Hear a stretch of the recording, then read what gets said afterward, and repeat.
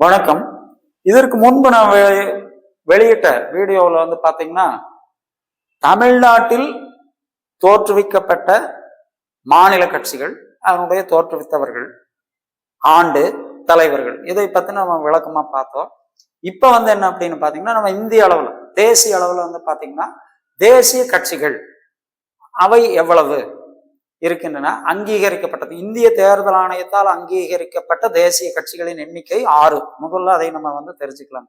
இது இப்ப இருக்கக்கூடியது உண்மையிலே பாத்தீங்கன்னா 9 கட்சிகள் இருக்கின்றன.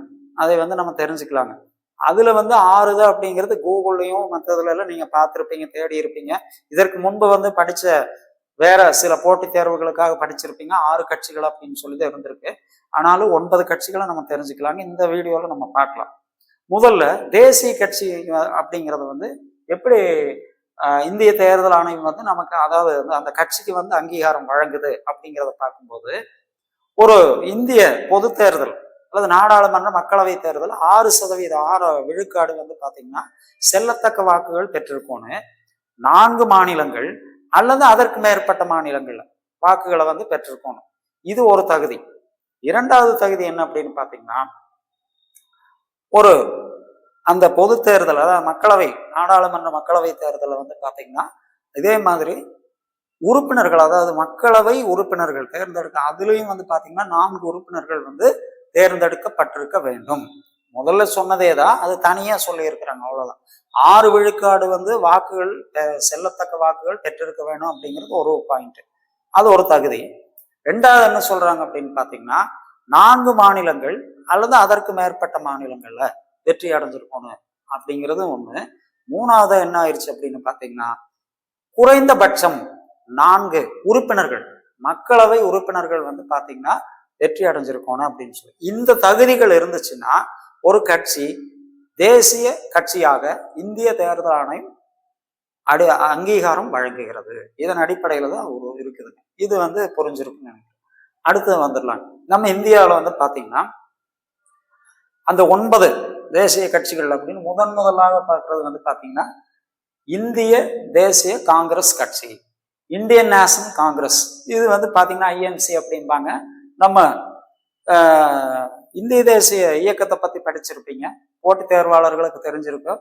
அதுல பாத்தீங்கன்னா ஐஎன்சி அப்படின்னு சொல்லி ஒண்ணு வந்திருக்கு. அது யாரு தோற்றுவிக்கப்பட்டாங்க, அதாவது நம்ம ஆங்கிலேயர்கள் ஆட்சி காலத்துல இருந்தே இருந்திருக்குங்க. அது தோற்றுவிக்கப்பட்டவர் ஏவோ ஹியூம் அப்படிங்கிறவர், ஃபவுண்டர் ஆலன் ஆக்டோவியம் ஹியூம். எப்பொழுது தோற்றுவிக்கப்பட்டது? டிசம்பர் 28, 1885. Established on December 28, 1885. அதனுடைய தற்பொழுது உள்ள, அதாவது என்ன சொல்லுங்க, சிம்பல், சின்னம், அது பாத்தீங்கன்னா கை சின்னம், அது ஹேண்ட் அப்படின்னு சொல்லிட்டு. தற்பொழுது உள்ள அதனுடைய தேசிய தலைவர் யாருன்னா திரு மல்லிகார்ஜுன கார்கே என்பவர். ஓகேங்க. இரண்டாவது இப்போ கட்சி, தேசிய கட்சி பாத்தீங்கன்னா பிஜேபி, பாரதிய ஜனதா பார்ட்டி, பாரதிய ஜனதா கட்சி. பாரதிய ஜனதா கட்சிக்குன்னு சொல்லி ஒரு வரலாறும் இருக்கு. அதையும் நம்ம இந்த இடத்துல தெரிஞ்சிருக்கணும். என்ன அப்படின்னு பாத்தீங்கன்னா 1980 ஏப்ரல் 6 அது தோற்றுவிக்கப்பட்டது அப்படிங்கிறது நமக்கு ஒரு தகவல் இருக்கு. ஆனா அதுக்கு முன்னாடியே கொஞ்சம் வரலாறு போகணும். என்ன அப்படின்னு பாத்தீங்கன்னா 1977 ஜனசங்கம் அப்படிங்கிற ஒரு அமைப்பை வச்சிருந்தாங்க. அந்த ஜனசங்கத்தோட சேர்ந்து பாரதிய லோக்தளம், சோசலிச கட்சி, அதாவது ஜனசங்கம், பாரதிய லோக்தளம், சோசலிச கட்சி, இந்த 3 கட்சிகளுமே, இந்த 3 இயக்கங்கள், 3 சங்கங்கள், இவை எல்லாமே ஒன்னா சேர்ந்து ஜனதா கட்சி என்ற பெயரோட புதுசா உனக்கு அங்க உருவாகிருக்கும். அந்த நிலையில தான் 1980 என்ன ஆயிடுச்சுன்னா இந்த ஜனதா கட்சி அப்படிங்கிறது பிரிவு ஏற்படுது, அதாவது பிளவு ஏற்படுது, split. In 1980 split and deleted the name Janasangh and renamed Bharatiya Janata Party BJP. So on April 6, 1980 the BJP started. Okay. எனவே இந்த 1980 இந்த பெயர் ஜனதா கட்சி என்ற பெயர் மாற்றப்பட்டு புதிய பெயர் பாரதிய ஜனதா கட்சி என்ற பெயரில் அது உருவாக்கப்பட்டது.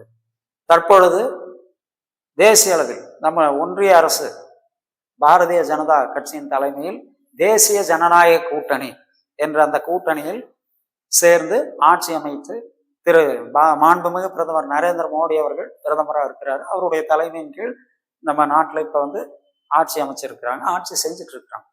அடுத்தது அதனுடைய தற்பொழுதைய பிரசிடென்ட் தலைவர் யாருன்னா ஜெயபிரகாஷ் நட்டா என்பவர், மிஸ்டர் ஜே.பி. நட்டா. இதனுடைய சின்னம் அதையும் சொல்லணும். சின்னம் என்ன அப்படின்னு சொல்லி பார்த்தீங்கன்னா தாமரை, ஆங்கிலத்துல லோட்டஸ்.